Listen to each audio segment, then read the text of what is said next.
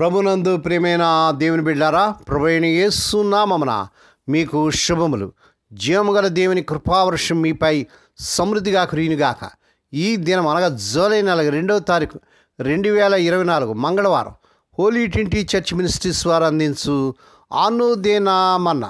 దేవుని బిడ్డారా, నిన్నటి దినం నుంచి మన దేవుడు మంచితనము గల దేవుడు, మన దేవుడు మంచితనము గల దేవుడు అనే అంశం మీద మనం కొన్ని విషయాలు ధ్యానించడానికి ప్రభు కృప చూపించాడు.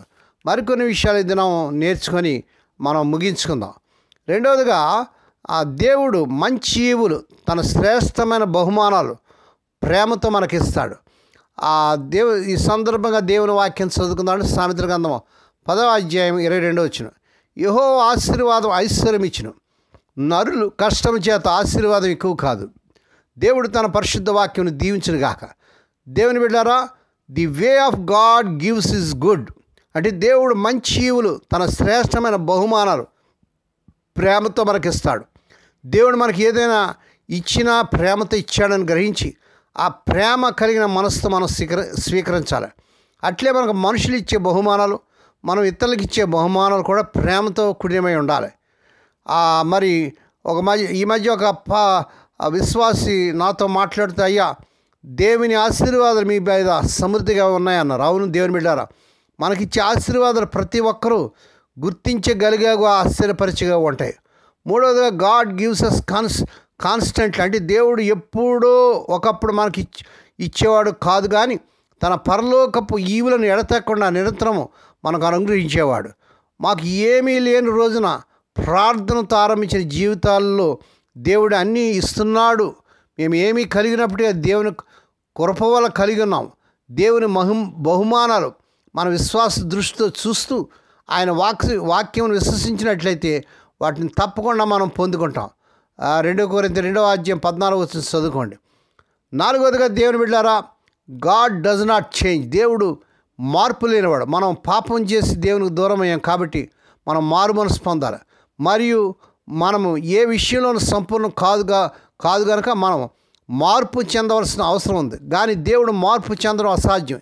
ఎందుకంటే ఆయన పరిపూర్ణుడు, పరిశుద్ధుడు, లోపం లేనివాడు కనుక ఆయన మార్పు లేని దేవుడు. తరాలు మారినా మారని మంచి దేవుని మనం సేవిస్తున్నాం. హల్లెలూయా, దేవుని స్తోత్రం. యెహోవా ఆశీర్వాదం ఐశ్వర్యం ఇచ్చును, నరుల కష్టం చేత ఆశీర్వాదం ఎక్కువ కాదని సామెతలు 10:22లో చదువుతున్నాం.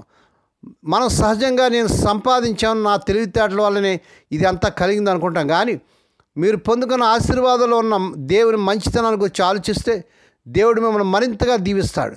దేవుడిచ్చే ఆశీర్వాదమే ఐశ్వర్యం ఇస్తుంది. అది మనకెప్పటికీ ఆశీర్వాదకరంగా ఉంటుంది. దేవుని స్తోత్రం. ప్రభువును మన హృదయంలోకి ఆహ్వానించినప్పుడే దేవుని యొక్క దైవికమైన లక్షణాలను మనం అలవరుచుకుంటాం. మనం సత్యవాక్యం గ్రహించడం, విశ్వాసంతో ప్రార్థించడం ద్వారా శ్రేష్టమైన ఆశీర్వాదాలు పొందుకుంటాం. మత్తయి సువార్త 5వ అధ్యాయం 45వ వచనం చదవండి. ఆయన తన సృష్టి అంతట్లో మనం ప్రథమఫలంగా ఉండినట్లు సత్యవాక్యం వల్ల మనం తన సంకల్ప ప్రకారం కన్నట్లుగా యాకోబు పత్రిక 1వ అధ్యాయం 18వ వచనం చూస్తున్నాం. మనం ప్రథమ ఫలం అంటే దేవుడు సృష్టి చేసి మన పితరుడైన ఆదామును సృష్టిలో ప్రథమ ఫలంగా ఉంచాడు. ఇక్కడ ఒక చిన్న సంభవాన్ని జ్ఞాపకం చేస్తున్నారు. ప్రతి మనిషిలోని 2 మనుషులు ఉంటారు. 2 రకాల మనస్తత్వాలు ఉంటారు కదా. ఒకటి పాపపు పురుషుడు, అంటే మొదటి ఆదాము సంతతిగాను. రెండవది నూతన పురుషుడు, అంటే ఒకప్పుడు పాప జీవితాన్ని జీవించిన వాళ్ళం. ఇప్పుడు మన ప్రభువైన యేసుక్రీస్తుని అంగీకరించిన పరిశుద్ధులుగా తీర్చబడిన వారం కనుక యేసు ప్రభువులో మనం నివాసం చేస్తున్నాం. మన జీవితాలు ఎదురయ్యే శోధన సమయంలో మనలో ఉన్న దైవికమైన వ్యక్తిత్వం నాకు అవకాశం ఇచ్చి శోధన సహించి లోకాన్ని జయించి ప్రభువైన యేసును ఆశ్రయిస్తే మనం ఆ శోధనను జయించి తిరుగుతాం. తద్వారా గొప్ప ప్రతిఫలాన్ని, ఆశీర్వాదం పొందుకుంటాం. కానీ మనలో ఉన్న పాత పురుషుడు లేక గత జీవిత పాప స్వభావమో బయటకు వచ్చిందంటే అది మరలా మనల్ని పాపంలో పడేస్తుంది. దేవుని బిడ్డలారా, మిమ్మల్ని శోధించే అవకాశాలు మీ మీదకి ఎప్పుడు వస్తూనే ఉంటాయి. అప్పుడు మీరు పాత స్వభావానికి అవకాశం ఇచ్చి మీ జీవితాల కృంగిన స్థితిలోకి, కుటుంబాలు అశాంతి అసమాధాన స్థితిలో పడకముందే దేవునికి నివాసమైన మన హృదయంలో ఆయన స్వభావాన్ని కలిగిన వారమే దేవుని సన్నిధిని ఆశ్రయిస్తే తరుముకు వస్తున్న శోధన సులభంగా జయించగలం.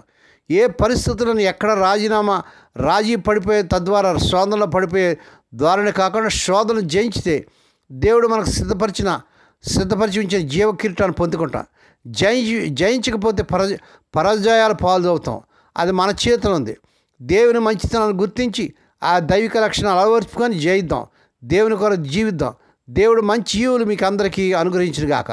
దేవుడి మాటలు దీవించును గాక. ప్రార్థన చేసుకుందామండి. పరిశుద్ధుడు వేరే మా తండ్రి, ఈ నూతన నెలలో ఈ 2వ తారీఖుని ఈ రీతిగా మరి ఒక్కసారి మీ మంచితనాన్ని ప్రభా మేము జ్ఞాపకం చేసుకుంటున్నాం తండ్రి. మేము స్తుతిస్తున్నాం తండ్రి. స్వదేశ విదేశాల నుండి వర్తమానం వింటే అనేకరికి వర్తమానం పంపిస్తూ ఈ పరిచయలు పాల్పంపు పొందిన మా ప్రియులందరూ దీవించండి. ఈ దినం పుట్టిన దినాలు, వాహ దినాలు, శుభదినాలు జరుపుకునే వెళ్ళి బాగా దీవించి మరొక సంవత్సరమైన దయాక్రీటను బిడ్డకు ధర్మచేసి వారి పట్ల నూతన కార్యం జరిగించండి. రోగులైన బిడ్డలపైన ఆయన ఇంటెన్సివ్ కేర్లో ఉంచబడి సీరియస్ కండిషన్లో ఉన్న బిడ్డలు మీరు కనికరించి శిరస్సు మొదలు పాదం వరకు ముట్టి సంపూర్ణ స్వస్థ ఆరోగ్యం ప్రకటిస్తున్నాం తండ్రి. హోలీ టీటీ చర్చ్ మినిస్ట్రీస్ ద్వారా మారుమూల గ్రామంలో పరిచయం చేస్తున్న దీనదాసులను, దాసురాలను, విధవరాలను, దిక్కులేని బిడ్డను, తండ్రి లేని బిడ్డను జ్ఞాపకం చేసుకొని వారి ప్రతి అవసరం తీర్చండి నాయన. ఈ దినమంతటిని బిడ్డల చుట్టూ మీరు రక్తకంచి చేయండి నాయన. వారు రాకపోకలు సరిది ఉంచండి.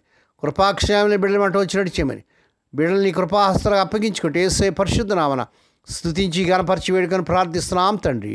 ఆమేన్. మన ప్రభువైన యేసు క్రీస్తు వారి కృప, తండ్రి అయిన దేవుని ప్రేమ, పరిశుద్ధాత్మ దేవుని కన్యను సహవాసము సదాకాలం మీకు తోడేండి నడిపించి బలపరచును గాక.